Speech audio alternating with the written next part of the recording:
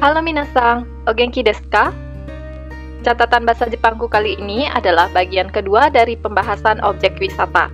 Di bagian pertama, aku sudah bahas tentang cara menginformasikan objek wisata apa saja yang ada di suatu daerah. Misalnya, di Bali ada Kuta, Monkey Forest, dan lain-lain. Di Kintamani ada Danau Batur, pemandian air panas, dan lain-lain. Semoga kalian masih ingat dengan materinya ya. Nah, di bagian kedua ini, aku mau membahas cara menyatakan hal apa saja yang memungkinkan atau yang bisa dilihat atau dilakukan di suatu objek wisata. Misalnya, di Kuta kita bisa berselancar. Di Monkey Forest, kita bisa melihat monyet. Di Kintamani, bisa melihat danau yang indah. Jadi, kita akan belajar mengatakan hal apa saja sih yang bisa atau memungkinkan untuk dilakukan atau dilihat di suatu objek wisata. Oh ya, perlu kalian catat bahwa kata kerja yang digunakan di pola ini adalah kata kerja bentuk kamus atau bentuk dasar.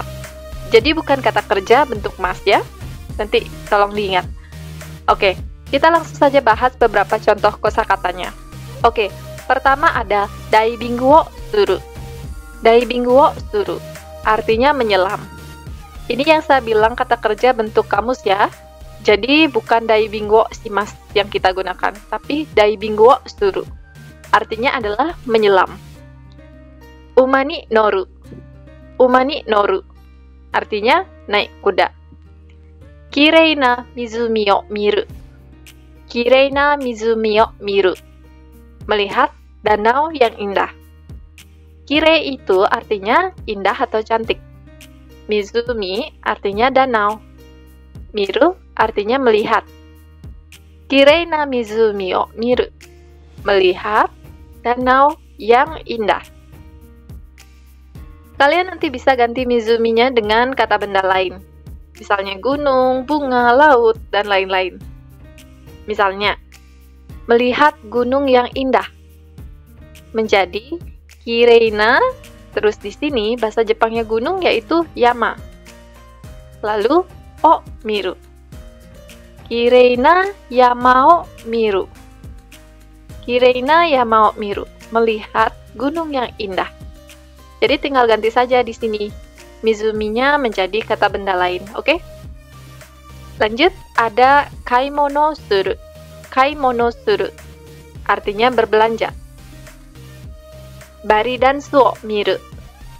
Bari dansu o miru. Melihat tari Bali. Kalian bisa ganti di sini. Bari dansunya bisa kalian ganti menjadi hal lain yang bisa dilihat.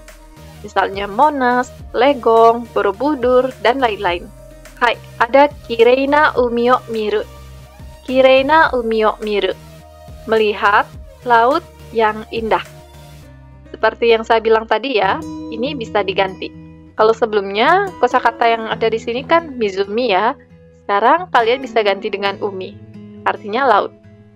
Jadi ini bisa diganti-ganti. Terus ada saruo miru. Saruo miru. Melihat monyet. Safingo suru. Safingo suru. Artinya berselancar. Hai minasang, kita coba ulangi lagi ya kosakatanya sambil kalian latihan mengucapkan. Mulai dari sini. Daibing wo suru. Uma ni noru. Kirei na mizumi o miru. Kaimono suru. Bari dansu o miru. Kirei na umi o miru. Saru o miru. Surfing o suru. Oke deh minasang, kalian sudah belajar beberapa kegiatan dalam bahasa Jepang. Seperti biasa, kalian hafalkan dulu ya, baru buat kalimat. Hai, kalau sudah hafal, kita akan lanjut ke kalimat 2. Jadi ini adalah kelanjutan dari bagian 1 sebelumnya.